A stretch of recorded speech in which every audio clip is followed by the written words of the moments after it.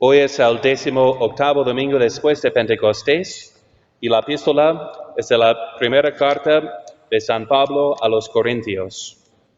Hermanos, doy continuamente gracias a Dios por la gracia que os ha sido otorgada en Cristo Jesús, porque en Él habéis sido enriquecidos en toda palabra y en todo conocimiento, a la medida en que el testimonio de Cristo ha sido confirmado entre vosotros. Así no escaseéis en don alguno, mientras llega para vosotros la manifestación de nuestro Señor Jesucristo, que a su vez os confirmará plenamente, para que seáis hallados irreprensibles en el día de nuestro Señor Jesucristo. Y nos ponemos de pie para el Santo Evangelio según San Mateo.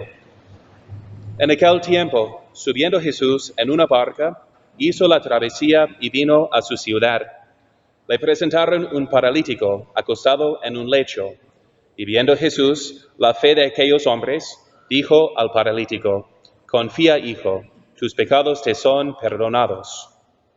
Algunos escribas dijeron dentro de sí mismos: «Este blasfema». Jesús, conociendo sus pensamientos, les dijo: «¿Por qué pensáis mal en vuestros corazones? ¿Qué es más fácil decir: tus pecados te son perdonados? O decir: levántate y anda? Pues para que veáis que el Hijo del Hombre tiene sobre la tierra poder de perdonar los pecados, dijo al paralítico: levántate, toma tu lecho y vete a tu casa. Y levantándose fuese a su casa. Viendo esto, las muchedumbres quedaron sobrecogidas de temor y glorificaron a Dios de haber dado tal poder a los hombres. En el nombre del Padre, y del Hijo, y del Espíritu Santo. Amén. Ave María Purísima. Hoy escuchamos en la lectura de que hemos sido enriquecidos con toda suerte de bienes, de manera que nada nos falta en ninguna gracia, para así ser santos e imitar a nuestro Señor. Pero ¿cuántos nos encontramos más bien como el paralítico, así paralizados por la tibieza, con buenos deseos e intenciones, pero pasa cada año sin que avancemos, cayendo en los mismos pecados con 1000 propósitos nunca realizados que vamos a poner en práctica mañana? De hecho, la tibieza ha sido comparada al parálisis, ya que el alma tibia no avanza, se ha situado en la mediocridad, se encuentra sin fuerzas para adelantar. Entonces, ¿qué es la tibieza? Primeramente, consideremos lo que no es, porque la tibieza no es simplemente la falta de gusto o consuelo o ardor en la oración, ya que Dios pone a los justos esta sequía, les quita los consuelos para que amen más a Dios de los consuelos que a los consuelos de Dios. Como un buen papá, ¿verdad?, que insiste que su hijo coma por los nutrientes y no por los sabores. Y tampoco es una cierta negligencia leve que siempre acompaña nuestra flaqueza humana. Más bien la tibieza es la afición al pecado venial. Es un corazón dividido, que peca fácilmente, como por hábito y con afición, que así impide que el alma avance y le inclina hacia la muerte del pecado mortal.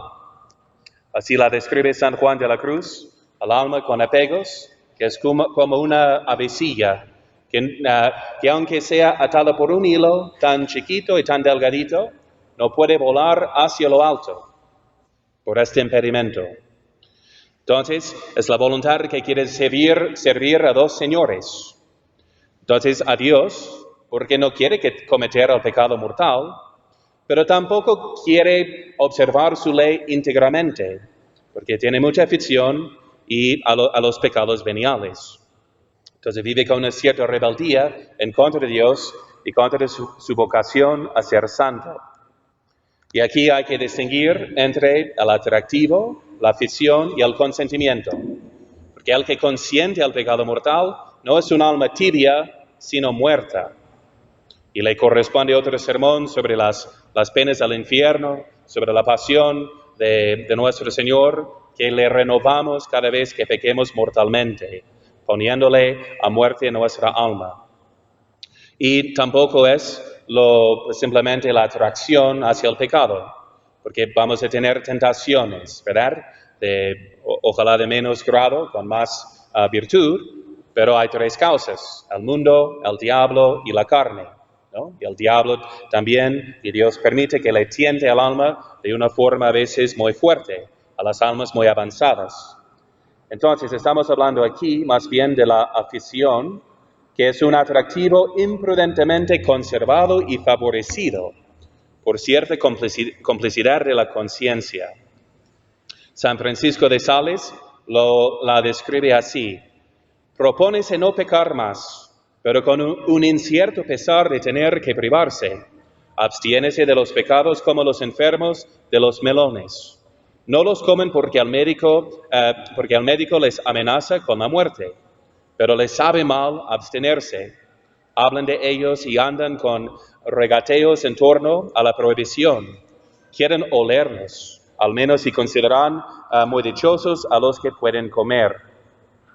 Entonces tienen nuevamente una pasión dominante, un punto débil, que absorbe su mente y el corazón y apaga toda otra actividad y le aleja de Dios. Entonces su conciencia del tibio, entonces busca siempre excusas para justificarse y se abandona en malos pensamientos y hábitos desarreglados. Si se confiesa sin mucho propósito de enmienda. Siempre vuelve a lo mismo y no hace violencia para ganarse el reino de los cielos. Suele criticar también a los piadosos, juzgándolos por hipócritas o exagerados. En resumen, la tibieza ha sido descrita como una falta de impulso hacia arriba en cristianos que no se han preocupado de la perfección y que se limitan a las prácticas solamente obligatorias. Entonces se rehúsa todo esfuerzo y no se siente ningún gusto ni apetito por las cosas de Dios. Eso describe una clase de los tibios, el que nunca ha decidido ser santo, que nunca ha buscado la perfección. Y hay otra clase de tibios, los que pues ya han avanzado mucho en la santidad, pero ahora practican sus obras buenas más por rutina que por esta motivación de ser santo y de agradar a Dios. Entonces se lo digo como sacerdote, porque obviamente tratando de las cosas divinas corremos aún más riesgo de caer en la tibieza, haciendo las cosas por rutina, si un sacerdote no hace cada día su meditación. Entonces, y tenemos un santo patrón de los tibios, ¿verdad? Un santo que después de una conversión y mucho fervor en su juventud, llegó a ser tibio y tuvo que arrepentirse de nuevo. Me refiero al mismo San Timoteo, discípulo de San Pablo, quien, crecido en una familia conversa, se describió como muy celoso, muy fervoroso por la causa de nuestro Señor, de modo que San Pablo lo escogió como su compañero de apostolado y como su sucesor, y le ordenó por fin obispo. Llegó a ser el obispo de Éfeso. Ustedes saben que en el Apocalipsis tenemos 7 cartas dirigidas a las 7 iglesias principales de aquel tiempo, al ángel de cada iglesia. Ángel quiere decir en griego mensajero, y lo interpretan que son cartas dirigidas a los obispos de cada iglesia. Es como el ángel protector y mensajero para los fieles. Entonces, ¿qué le dice el Señor a San Timoteo, obispo de Éfeso? Dice: yo conozco tus obras, tu fatiga y tu perseverancia, y que no puedes soportar a los malos, y has sometido a prueba a los que se dicen ser apóstoles y no lo son, y los has hallado mentirosos. Tienes perseverancia y has sufrido por mi nombre y no has desmayado. Entonces describe pues su entrega a su apostolado, que es de buenas obras. Pero añade: tengo esto contra ti, que has dejado tu primer amor. Recuerda, por tanto, de dónde has caído, y arrepiéntete, y haz las obras que hiciste al principio. Si no, vendré a ti y quitaré tu candelabro de su lugar, si no te arrepientes. Entonces, aunque estaba haciendo bien, lo estaba haciendo más por rutina, sin esta inspiración original, por amor de nuestro Señor. Entonces San Timoteo, como ustedes saben, se arrepintió y así perseveró fiel hasta el fin de su martirio. Entonces, el padre, un famoso autor espiritual inglés, el padre Federico Faber, comenta: la tibieza supone grandes esfuerzos anteriores.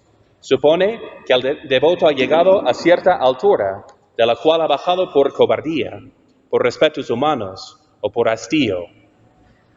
El tibio es el hombre sufrido y paciente mientras nada tiene que padecer y sufrir, manso y pacífico mientras nada se le opone, humilde mientras nadie le toque el pelo de la ropa, que de buena gana sería un santo, si pudiera serlo de balde, que quisiera tener virtudes sin mortificaciones. En resumen, que está pronto a todo menos a ganarse por sus propios puños el reino de los cielos. Se describe también la otra clase, que puede ser la gente también que viene a misa cada día, los que conocen más al Señor, que han avanzado, pero pueden caer en simplemente hacerlo por rutina y perder su primera inspiración. ¿Qué son las causas? ¿Qué es la causa principal de esta tibieza? Es el minimalismo, de siempre hacer nomás lo mínimo en cuanto a las oraciones, que suelen decir los tibios nomás en la noche, de una forma rutinaria y rápida. Asisten a la misa dominical por obligación, pero prestan poquísima atención y tienen muy poca devoción. Entonces, la moraleja para evitar la tibieza o para entender por qué nos inclina hacia la muerte es que otra vez somos enfermos, crónicamente enfermos por el pecado original. Tenemos la concupiscencia. Y por ende, estando enfermos, siempre vamos a lograr menos de lo que pretendemos, ¿no? Igual por analogía física. Si sabemos que un jugador está enfermo, aunque tiene el talento en sus músculos, pues no va, y en su cuerpo, no va a llevarlo a cabo tan perfectamente bien por la enfermedad que padece. Entonces, si intentamos siempre hacer lo mínimo, consintiendo los pecados veniales, pero no los mortales, para al lo menos llegar a lo más bajo del cielo, muy probablemente vamos a llegar a lo alto del infierno. Entonces, ¿qué son los remedios para la tibieza? Aquí tenemos tal vez la frase más fácil de entender de Santo Tomás de Aquino, este sabio tan santo y santo tan sabio, que en una palabra a su hermana, quien le preguntó cómo ser santa, le dice, la respuesta es quererlo y hacerlo. Así nomás. Si se acuerdan de los lemas de los años 90 de Nike, entonces era just do it, ¿no? Simplemente hazlo. No pierdas más tiempo pensando, planeando. Hazlo. De eso depende nuestra santidad, de obras, no de deseos. Necesitamos un quiero verdadero y no una quisiera o me gustaría, que son nomás mentiras que decimos para autojustificarnos a nosotros mismos, así sintiéndonos buenos por buenos deseos, cuando de verdad somos malos por la falta de obras, ya que las obras son amores y no buenas razones. Y dice Santa Teresa que para ser santo necesitamos una muy grande y determinada determinación para llegar a la santidad. Una muy grande y determinada determinación. Eso tiene que ser nuestro propósito. Y si uno dice, pero es que no sé qué hacer o cómo hacerlo, entonces, por eso estamos aquí. Tampoco yo leo de cómo debe de funcionar el motor de mi carro.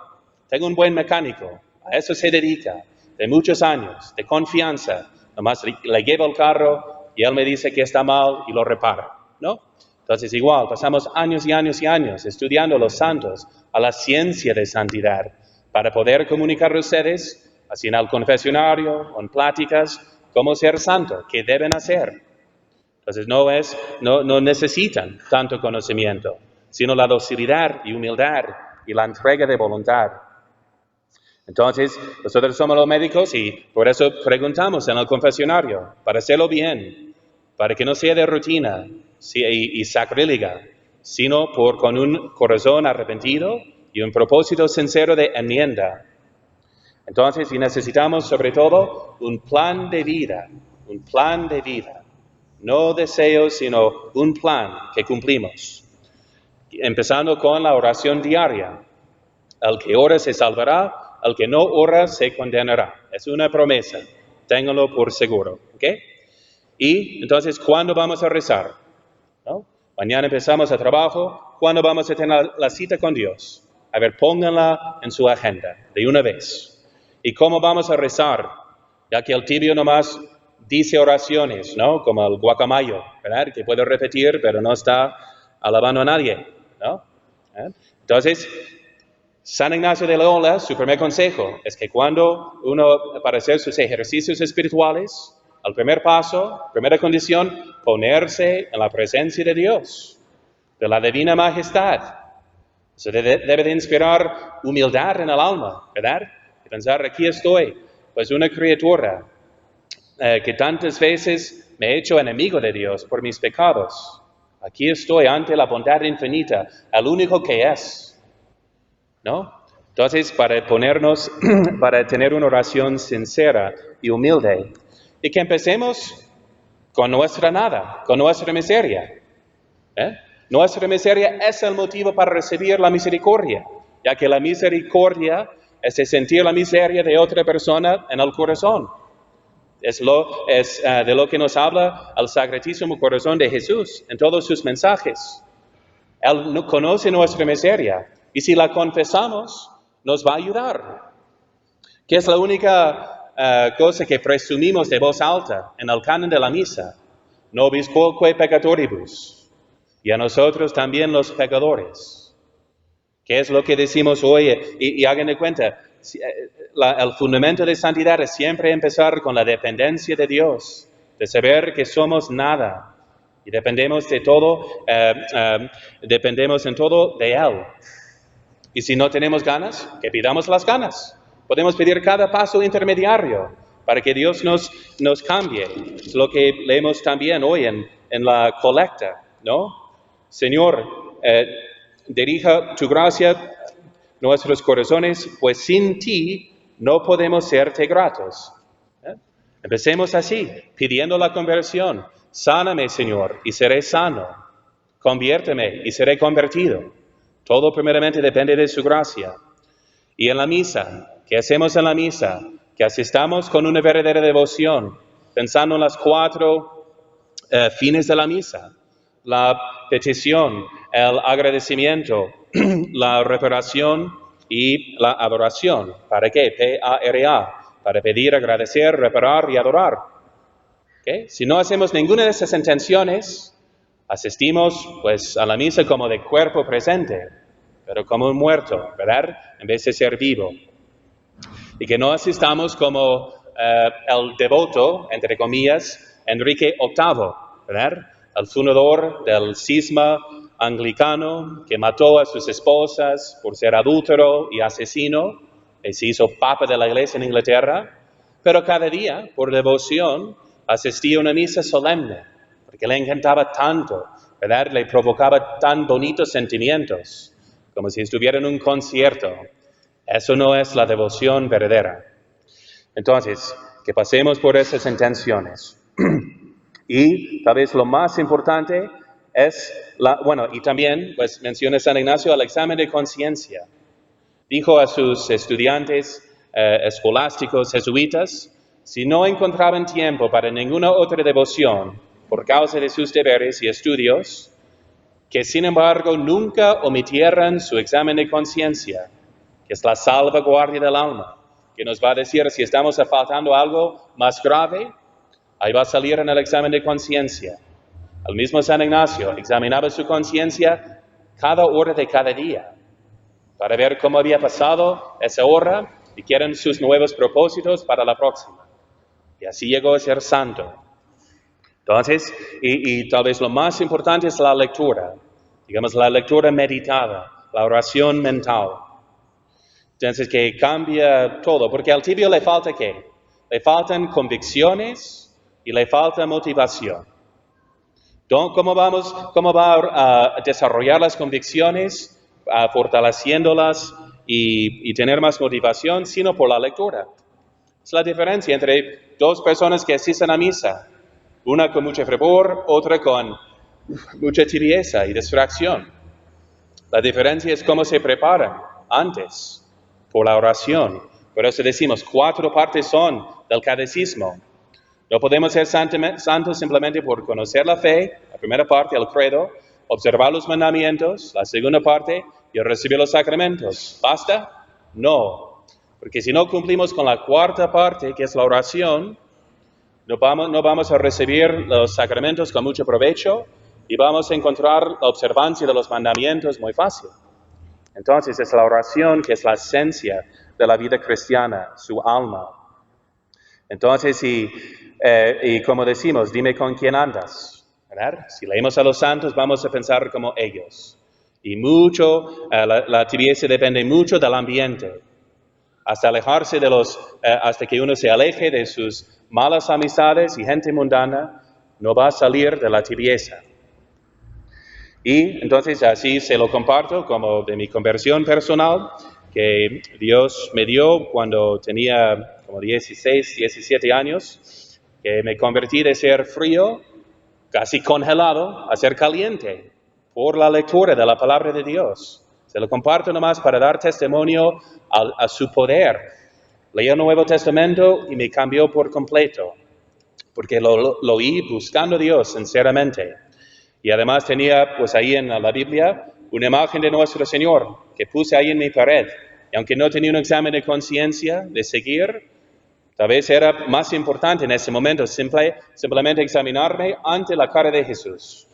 Y eso es lo que debemos hacer también cada noche, especialmente ustedes que han crecido como católicos, que tal vez solo han conocido la fe por cultura y por rutina. Pero te dice nuestro Señor, ¿quién dices que soy yo? ¿Se acuerdan, no? Preguntó a los apóstoles. Bueno, unos dicen San Juan Bautista, Elías, un profeta, pero ¿qué decís vos? ¿Qué dices tú que soy yo? Esa es la pregunta que te hace ahora. ¿Y qué soy yo para tu vida? ¿De verdad soy tu Señor, tu Rey, tu todo? ¿O no? ¿O nomás una imagen bonita que tenemos en nuestro cuarto? Entonces, y al final de nuestra vida, así vamos a estar. Mañana morimos y todo desaparece. Ahí vamos a estar nomás a solas con nuestro Señor, de cara a cara. Y su pregunta será, pues, ¿me amas? Como dijo San Pedro. Entonces, y acuérdense de lo que dice el Señor a la otra iglesia, de la Odisea, en el Apocalipsis capítulo 3. Dice, yo conozco tus obras, que ni eres frío ni caliente. Ojalá fueras frío o caliente. Así puesto que eres tibio y no frío ni caliente, te vomitaré de mi boca. Porque dices, soy rico, me he enriquecido y de nada tengo necesidad, como muchos piensan, que ya los que han avanzado algo en la vida espiritual, que ya estoy bien, ya, basta, ¿no? ¿A poco eres santo como Dios es santo? Dice el Apocalipsis que los santos sean más santos, los justos más justos. Y no sabes que eres un miserable y digno de lástima, y pobre, ciego y desnudo, que nunca nos consideremos de otro modo. Y yo reprendo y disciplino a todos los que amo. Sé pues celoso y arrepiéntete. He aquí, yo estoy a la puerta y llamo. Si alguno oye mi voz y abre la puerta, entraré a él y cenaré con él y él conmigo. Al vencedor le concederé sentarse conmigo en mi trono, como yo también vencí y me senté con mi Padre en su trono. El que tiene oído, oiga lo que el Espíritu dice a las iglesias. Y así sea. María, Madre de Gracia, Madre de Misericordia,